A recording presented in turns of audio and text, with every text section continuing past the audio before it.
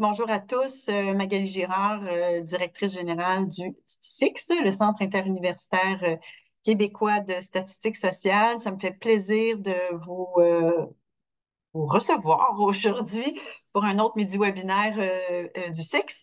Puis j'ai le plaisir de vous présenter Luc Cloutier-Villeneuve, qui est analyste à l'Institut de la statistique du Québec depuis quelques années déjà. Luc, je crois que c'est de la fin des années 80, je crois, mais on a beaucoup, beaucoup d'expérience avec les données liées au marché du travail. Et donc, on est très heureux de recevoir Luc pour présenter les résultats de ses analyses qui ont été effectuées au SIX et qui portent sur le télétravail. Donc, il va présenter les grandes lignes de son rapport sur un portrait du télétravail au Québec avec quelques données inédites. J'en dis pas plus, je vais laisser Luc donner les détails.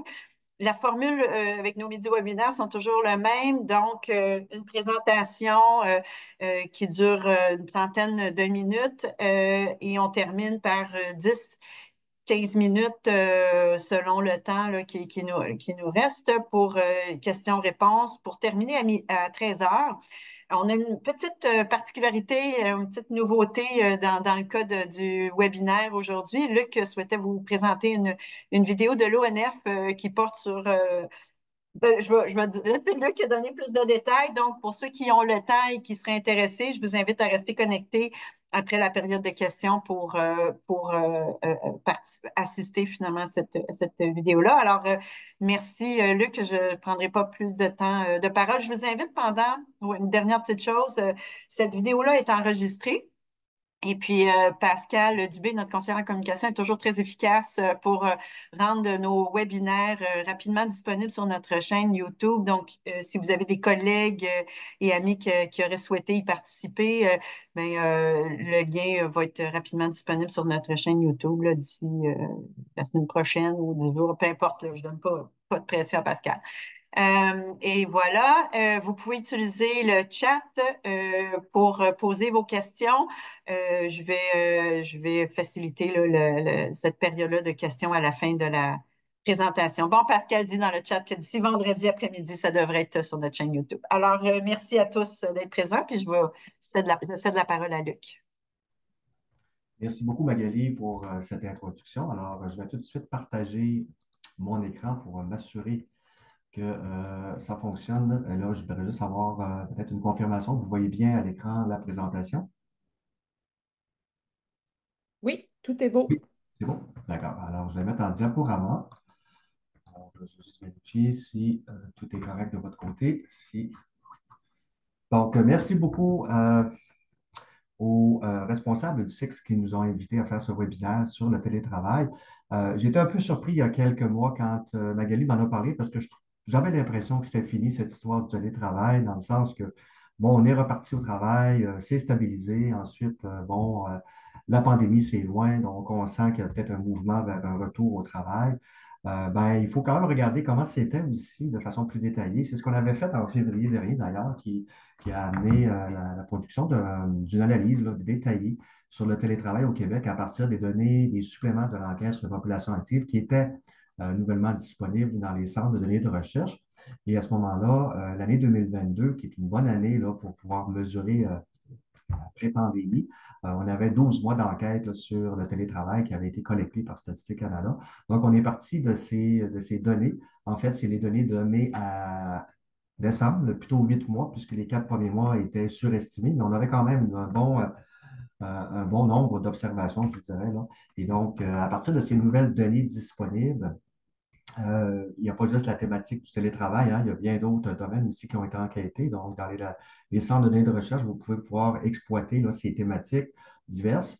Et le télétravail, ben, lui, c'était vraiment une découverte, en fait, une intrusion dans un tout nouveau domaine. Et l'Institut travaille d'ailleurs pour essayer d'améliorer ou en fait développer des analyses particulières sur des conditions de travail qui sont rattachées à la qualité de l'emploi. Et le télétravail en faisait évidemment partie. L'autre objectif dans cette publication, c'était d'avoir un éclairage spécifique sur la situation du Québec en particulier et aussi dans les régions. Souvent, on a quand même je dirais, un bon patrimoine statistique sur les régions au Québec parce que c'est vraiment des intervenants de premier plan. Donc, on a pu avoir aussi des données régionales dans la présentation. Quelques aspects méthodologiques d'entrée de jeu sur la mesure du télétravail qui est utilisée ici. C'est selon les heures de travail effectivement réalisées à domicile. Donc, il y a différents cas de figure là, qui étaient disponibles dans la collecte des données, dans les questions. Donc, on pouvait distinguer les personnes ayant fait toutes leurs heures de travail à domicile, donc ce qui était le télétravail complet qu'on a expérimenté sûrement là, durant la pandémie, suite à la fermeture là, des lieux publics. Il y a des personnes également qui ont fait une partie de leurs heures de travail à domicile, mais en mode hybride, là. Donc, c'est le mode là, le plus répandu, évidemment. Trois catégories d'heures ont été mesurées, à savoir les personnes qui ont déclaré travailler plus de la moitié de leurs heures, mais pas toutes leurs heures. Ensuite, les personnes qui ont déclaré entre le quart et la moitié de ces heures. Et finalement, les personnes qui ont travaillé moins du quart de leurs heures. Donc, c'est le télétravail plus limité, qui pourrait peut-être correspondre ici à peu près environ une journée là, de télétravail. À l'opposé, il y a toutes les personnes qui ont déclaré avoir fait leurs heures à l'extérieur, toutes leurs heures à l'extérieur du domicile. C'est ce qui nous permet avec ces statistiques de pouvoir mesurer un taux de télétravail. Et dans le cas ici qui nous occupe, il s'agit de la proportion de la main-d'œuvre occupée et non absente du travail. C'est important de le spécifier. Ayant déclaré avoir fait toutes leurs heures de travail ou une partie de celles-ci à domicile par rapport à l'ensemble de la main-d'œuvre, ce sont les personnes âgées de 15 à 69 ans ici. Alors, la statistique qui était ressortie en 2022 au Québec, c'est environ 35 des gens qui avaient indiqué être en télétravail, soit toutes leurs heures ou en mode hybride. Donc, environ le tiers des gens. Et le télétravail le complet, toutes les heures à domicile, c'est environ 14 de la main-d'œuvre. Et environ 40 de tous les télétravailleurs travaillaient toutes leurs heures. Et vous voyez les autres tranches de télétravail, d'heures de télétravail là, qui se distribuent. Donc, le mode hybride, c'était environ 60 ou 21 une personne sur cinq est en mode hybride là, en 2022. Quand on regarde ces mêmes statistiques, mais en différenciant selon certaines caractéristiques, on le savait, en fait, on l'a bien compris, observé, les femmes étaient plus susceptibles que les hommes d'être en télétravail. Ça s'explique entre autres par les types d'emplois occupés, les milieux de travail. Même chose chez les jeunes, là, qui sont beaucoup moins susceptibles. Ça inclut ici les étudiants. Donc, évidemment, beaucoup d'emplois ici reliés au commerce de détail, à l'hébergement, aux services de restauration, mais aussi les services à la personne, les services privés. Donc, toute une gamme d'emplois qui exigent une présence. Donc, les jeunes n'avaient pas nécessairement accès à des emplois télétravaillables, entre guillemets. Et on voit que ça monte jusqu'à 40 là, chez les 25-44 ans et les 45-54 ans. Donc, c'est les deux groupes, évidemment, qui ont profité davantage des mesures. Et ça va avec, évidemment, les types d'emplois, les professions, la scolarité aussi. Et on voit que ça baisse chez les 55-69, qui peut expliquer ici par un temps partiel peut-être plus fréquent, des emplois en présentiel là, plus fréquents aussi. Et ça m'amène à parler évidemment du niveau d'études. Et là, on voit vraiment qu'il y a un gradient très fort. En fait, on voit que le télétravail et études universitaires, c'est très relié. Près de 60 en 2022 au Québec ont déclaré être en télétravail en tout ou en partie. Et ça baisse à 28 même chez ceux qui sont du post-secondaire, donc les formations professionnelles, plus de 2 ans, techniques, collégiales. Donc, c'est du travail vraiment beaucoup de présence, du travail manuel, du travail de service, du travail en présence. Et on voit que ça baisse énormément aussi. Donc, les sans diplôme d'études secondaires, presque peu de télétravail. C'est un peu normal puisque les emplois occupés sont souvent peu qualifiés par ces personnes et c'est des emplois qui exigent une présence, un travail euh, en dehors de la maison. Évidemment, il y a un gradient aussi qui s'exprime et ça va avec la scolarité selon la rémunération horaire. Ce qui est intéressant, c'est de voir un peu les pauses, jusqu'à quel point les hauts salariés ont des taux de télétravail très élevés, comme vous pouvez voir. Et plus on est moindre, on a des emplois moins rémunérés, plus le télétravail n'était pas une option très fréquente. Et évidemment, ça s'explique encore ici par des emplois qualifiés ou moins qualifiés ou très qualifiés dans le cas des gens qui gagnent 50 de l'heure et plus. On voit là, ça monte jusqu'à 64. Donc, vraiment, les gens là, qui sont mieux rémunérés étaient les grands gagnants du télétravail. Des caractéristiques ici qui sont contrastées pour comprendre un peu les différenciations. Évidemment, les travailleurs autonomes, on ne peut pas se surprendre. Environ 55 ont télétravaillé en 2022. On pourrait s'attendre à ce que ce soit plus, mais beaucoup de travailleurs autonomes sont aussi dans les entreprises. Et malgré tout, il y avait quand même un taux beaucoup plus élevé que les employés, comme on peut voir. Le temps plein est plus fréquent que le temps partiel. Le type d'emploi aussi, les emplois manuels, on ne peut pas s'attendre à ce que ce soit très télétravaillable. On voit ici un maigre 7 Mais les emplois non manuels, là, ça grimpe jusqu'à 56 de télétravail. Syndiqués un peu moins fréquents que les non syndiqués. Le secteur public un peu plus fréquent et les biens et services, on voit que dans le domaine des services, le télétravail était vraiment évidemment, c'est moins des emplois qui demandent une présence au travail. Alors, j'en viens avec justement les régions pour parler que quand on a fait l'analyse, dans le fond, on se disait, bien sûr, on va observer des résultats, des différences, mais on se demandait jusqu'où il pouvait y avoir des différences, compte tenu que dans les régions, il y a quand même des emplois similaires, il y a quand même des services publics, il y a quand même des services à la personne. Donc, il y a un peu de tout, mais par contre, on voit qu'il y a un effet sectoriel, un effet professionnel et industriel, puisque les grandes régions, en fait, Montréal, Ottawa, la capitale nationale, avaient des taux d'emploi là, qui montent jusqu'à 45 à Montréal et à Ottawa.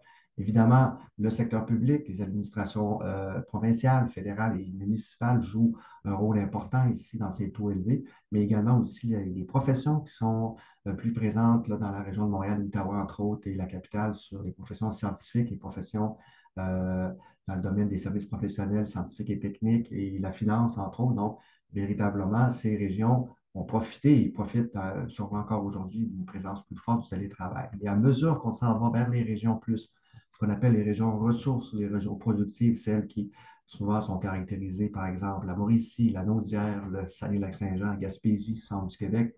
On les voit, les régions là, plus ressources, Abitibi, Bas-Saint-Laurent, Côte-Nord, on voit que les taux de télétravail diminuent fortement. C'est en partie en raison du tissu professionnel et industriel, mais aussi par le fait qu'il se peut que les technologies, ou en tout le moins, ce soit des entreprises souvent plus petites et qui n'aient pas nécessairement toutes les technologies de sécurité pour pouvoir offrir du télétravail, mais aussi il y a le navettage qui peut être aussi en explication. Plus les gens sont dans les régions moins denses, il peut y arriver que le fait de se rendre au travail soit moins compliqué ou moins long et donc l'avantage de pouvoir être en télétravail est peut-être moins grand ici. Somme toute, on voit vraiment qu'il y a des différences importantes entre les régions et celles-ci peuvent avoir un impact sur d'autres aspects comme on verra plus tard. Un des éléments qui était intéressant à regarder dans les données sur le télétravail, c'était de mettre en relation la possibilité de faire du télétravail et les préférences à l'égard de celui-ci. Alors, les chiffres que je vous ai présentés tout à l'heure, c'est pour l'ensemble de la population, mais on demandait quand même aux gens, selon vous, est-ce qu'il est possible de faire du télétravail? Et à ce moment-là, ce qu'on constate, c'est que dans l'ensemble, environ 72 des gens qui ont indiqué que c'était possible en ont fait du télétravail. On leur a demandé, est-ce que vous seriez encore plus intéressé, votre préférence? Et là, on voit que ça montait jusqu'à 84. Donc, au-delà de la réalité, les gens voulaient, désiraient en faire plus.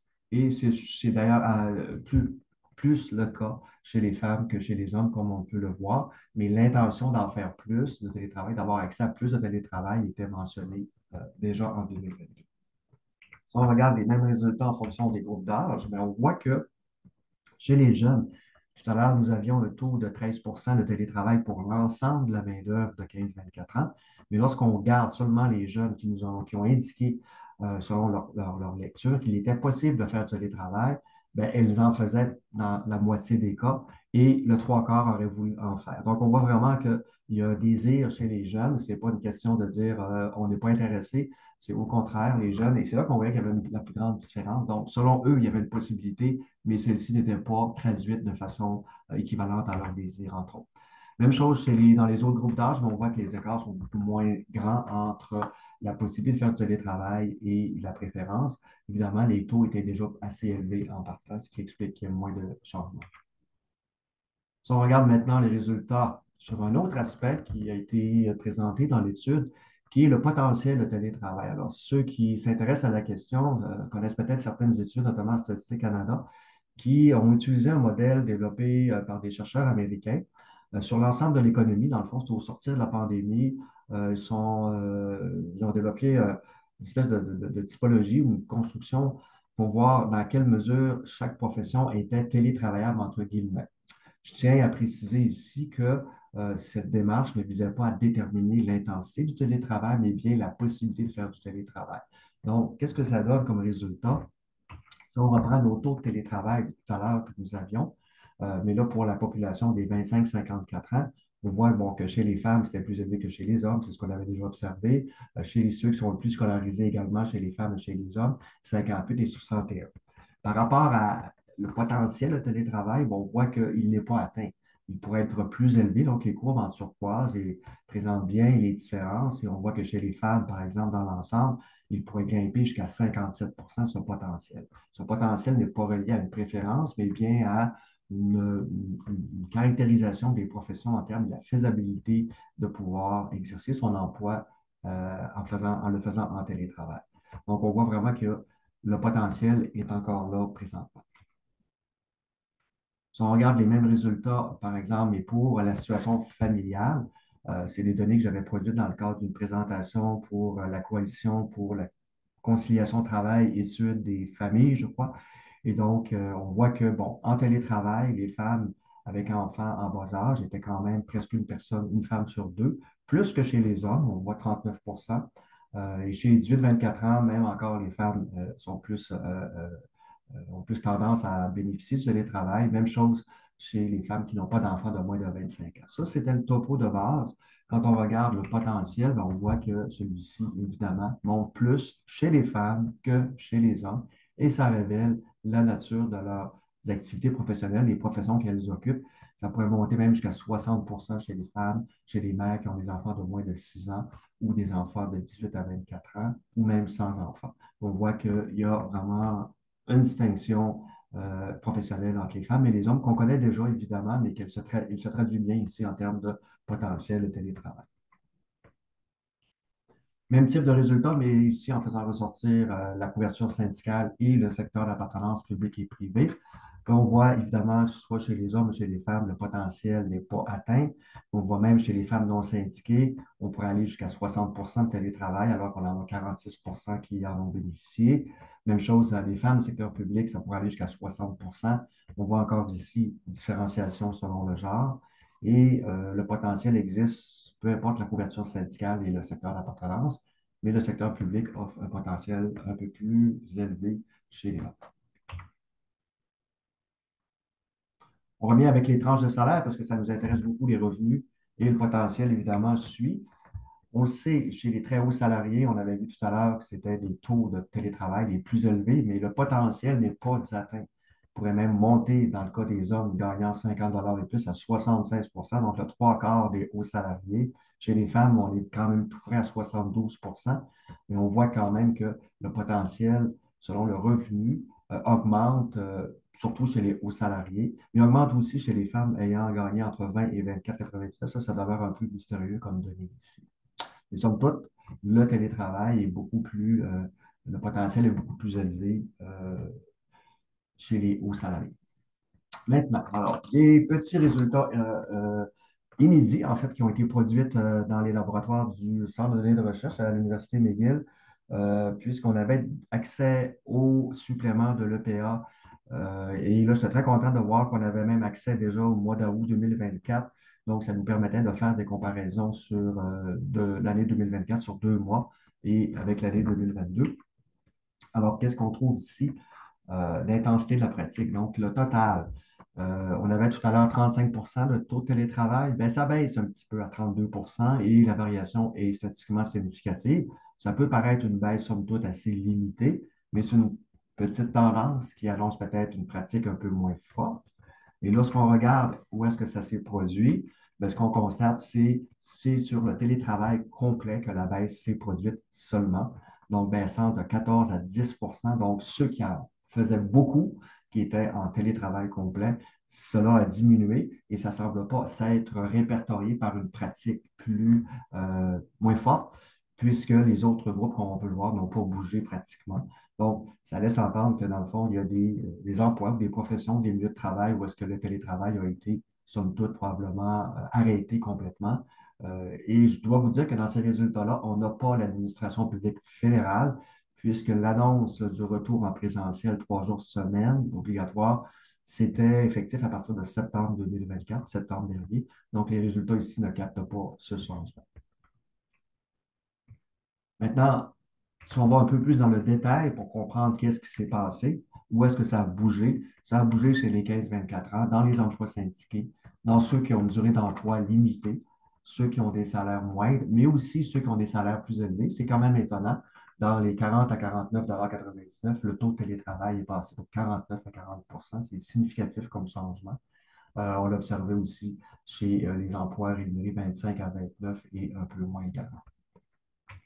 Dernière statistique, avant de digérer tout ça, pas de changement chez les personnes en emploi gagnant 50 de l'heure ou plus avec un taux de télétravail qui demeure élevé à 65. Donc, ce qu'on a vu tout à l'heure, les hauts salariés ont un potentiel très élevé, ont un taux de travail de pratique très élevé et ne semblent pas diminuer entre les 2 années, contrairement à d'autres groupes. D'un point de vue plus qualitatif, ce que j'aimerais ici présenter, ce sont les aspects positifs du télétravail et les aspects qui sont moins positifs. Et évidemment, ça va faire écho à vos pratiques, à votre expérience et à ce que vous connaissez un peu du sujet. C'est évident que quand on regarde la littérature, le télétravail était perçu comme une forme d'organisation du travail jugée satisfaisante ou souhaitable. Et ça, souvent, on le constate. Euh, Pourquoi? Ben, évidemment, on le sait, c'est le fait d'avoir moins de temps passé à associer au déplacement entre le domicile et le lieu de travail. C'est quand même majeur comme gain. Il y a les économies aussi qui peuvent être faites sur les déplacements, l'habillement et l'alimentation, ce qui favorise aussi un intérêt au télétravail. Le temps qui est gagné en télétravail, évidemment, favorise une meilleure conciliation entre le travail et la vie personnelle et familiale. Tout à l'heure, je dirais quand même que ceci comporte aussi des enjeux qui ont été relevés par Diane Gabrielle Tremblay, entre autres. Plus de temps aussi pour le repos et les loisirs, ça va de soi que euh, le fait d'avoir plus de temps permet d'améliorer sa santé, au fait de mieux gérer son stress, sa fatigue, qui est liée souvent à l'organisation de l'activité professionnelle et son articulation avec les autres temps sociaux. Meilleure disposition physique et mentale, c'est des évidences ici, permet aussi d'effectuer des tâches cognitives qui demandent la concentration. Ça, c'est intéressant. C'est des résultats aux États-Unis qui relevaient que ça pouvait favoriser l'inclusion des personnes en situation de handicap, pardon, notamment par le fait que les contraintes à l'emploi et aux barrières pour pouvoir se déplacer étaient limitées et étaient, disons, diminuées par la pratique du télétravail. Et aussi pour les personnes neuroatypiques, il y avait des effets positifs de pratiquer le télétravail. Ça constitue aussi une forme de protection de l'emploi. Donc, on l'a vu, il y a des chercheurs à Statistique Canada qui ont relevé justement la protection que peut avoir le télétravail quand il y a des situations comme on a vécu en 2020. C'est évident que les gens qui pouvaient faire le télétravail n'ont pas nécessairement perdu leur emploi. Pour les organisations, évidemment, les coûts reliés à l'immobilier, c'est un avantage important. Les effets bénéfiques sur la conciliation famille-travail exercent aussi un levier de réduction de l'absentéisme et du taux de roulement, ce qui est un effet très positif pour l'organisation. Sur le plan environnemental, on l'a vu, des réductions des émissions GES liées au navettage.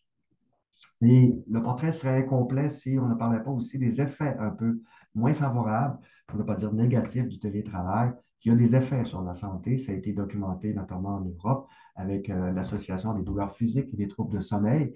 Et ce qui semblait être relié, c'est l'environnement dans lequel le télétravail peut s'effectuer, avec du matériel plus ou moins adapté, un environnement qui est plus ou moins convenable. Évidemment, il y a un risque de détérioration de santé mentale et physique en raison de la sédentarité et l'isolement. Il semblerait que ce soit observé. Donc, surtout pour les personnes qui vivent seules et qui, du jour au lendemain, se ramassent à travailler de façon pratiquement complète ou en grande partie en télétravail, on peut s'attendre à ce que ces phénomènes-là se produisent. Perte de motivation et d'engagement professionnel, évidemment. Le télétravail est aussi associé à des horaires décalés et à des journées de travail plus longues. On parle de certains emplois là, qui sont affectés par ces situations. La possibilité d'être sollicité durant les congés, ce sont des réalités. Évidemment, le fait qu'on ait nos outils à la maison, on peut s'attendre à être sollicité plus fréquemment. Le risque aussi d'augmentation de la charge du travail et la frontière entre la vie privée et professionnelle devient évidemment tenue, compte tenu que les lieux sur lesquels s'exerce le télétravail sont aussi associés au lieu de la vie personnelle des personnes. Pour les organisations, évidemment, le risque d'une diminution de cohésion professionnelle et une perte d'esprit d'équipe. Il y a eu des enquêtes qui ont été faites, notamment par la Chambre de commerce de Montréal, sur ces aspects. Impact possible sur le transfert des connaissances, des études de l'OCDE, sur la difficulté de pouvoir transmettre des connaissances ou de favoriser l'innovation. Sur le plan social, évidemment, le transport en commun, on le sait, dans les grandes villes a été affectée et est affectée encore. La dévitalisation des centres-villes est aussi un aspect qui avait été abordé notamment par la Chambre de commerce de Montréal dans ses analyses.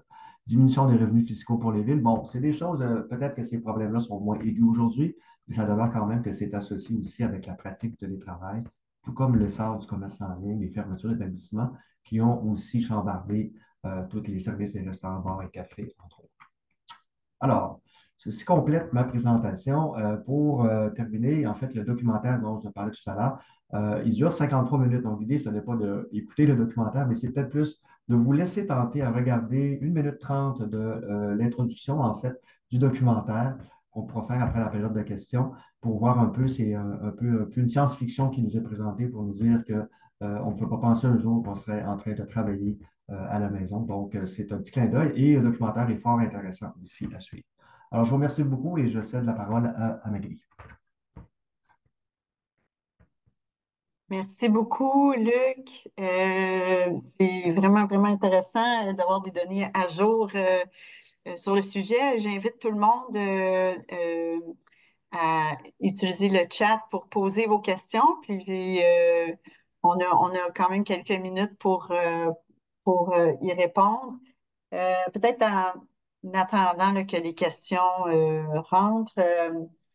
Je me demandais, là, on parle souvent avec les données, là, c'était les données sur l'enquête population active.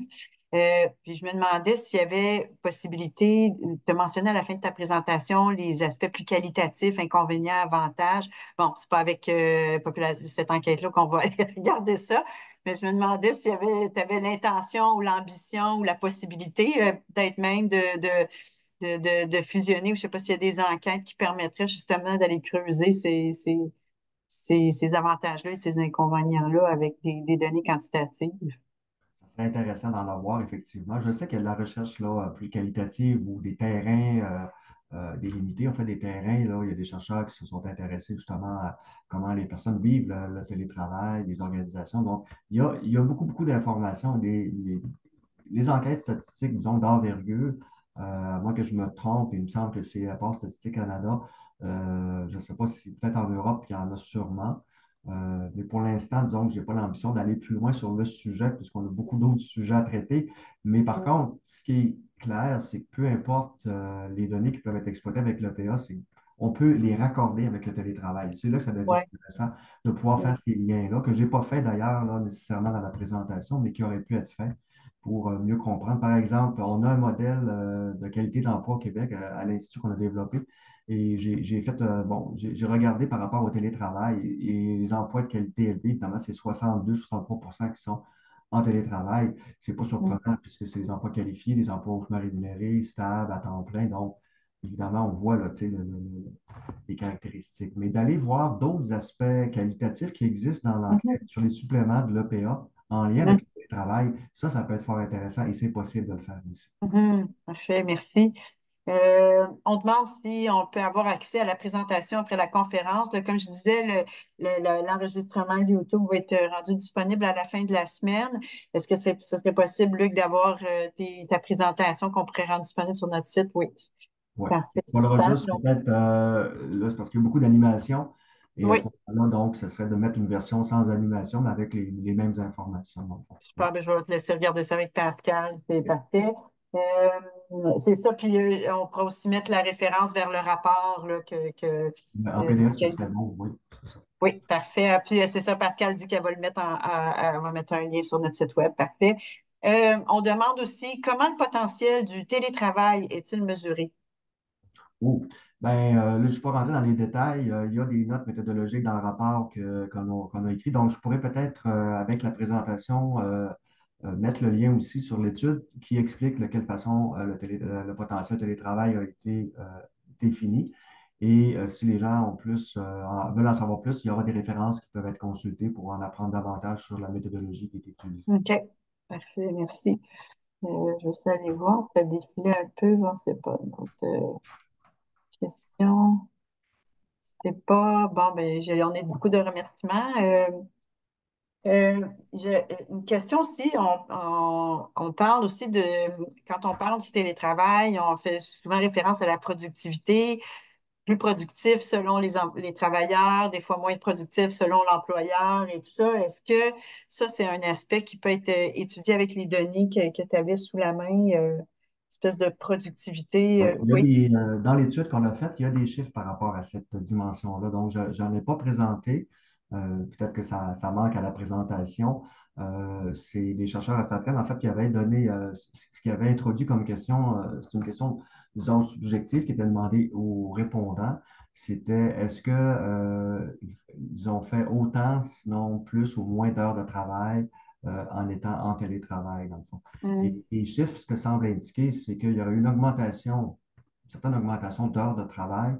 Euh, mm, donc là, on n'est pas tant nécessairement dans la productivité mesurée sur, sur les réalisations, mais sur le volume d'heures de travail n'aurait pas diminué pour autant, selon mm, la perception des gens. Donc, on a un aspect un peu qui couvre ça dans l'étude. Donc, mm, les gens pourront consulter pour voir un peu qu'est-ce qu'il y en est. mm. Effectivement, dans la littérature, je dirais, disons qu'on a, c'est pas une polémique, j'aime pas le terme, mais c'est sûr qu'on a des lectures Un débat. différenciées. Oui, un certain débat, on peut le dire, sur est-ce que le télétravail est productif ou moins productif. Euh, Ce qu'on constate, c'est que s'il n'y avait pas eu le télétravail, évidemment, avec la pandémie, on n'ose même pas imaginer quel genre d'économie on aurait eu à travers ça. Mm, Et aujourd'hui, on voit que le taux n'a pas nécessairement diminué. L'intensité, oui, mais que la présence est quand même là et que les indicateurs économiques n'apparaissent pas nécessairement mauvais pour autant, même s'il y a une certaine stagnation de l'économie du PIB, mais je n'aurais pas mm, tendance à dire que c'est la faute du télétravail. Cela dit, dans les milieux eux-mêmes, dans les types de professions, peut-être qu'il y a des enjeux, effectivement, et ça serait à documenter. Il y a sûrement la littérature aussi qui s'intéresse à ça, mais je vous dirais nous, on a pris une perspective un peu statistique selon la donnée qu'on avait. On a quand même mm, fait ressortir il y a un débat là-dessus. Ouais. mm. En tout cas, le télétravail n'est pas là pour partir, là. Je pense que c'est un acquis dans plein milieu de travail. Vous qui êtes un spécialiste du vieillissement de la MO, je sais pas ça. Main-d'œuvre, oui. Ah oui, est-ce Main-d'œuvre. que le télétravail a eu une influence sur le prolongement de la vie active? Ah. Ah, c'est une bonne question, Moi, c'est ça. ce que j'ai vu, c'est une question de Tania, là, professeure à l'École de relations Oui. publiques. Déjà, salut.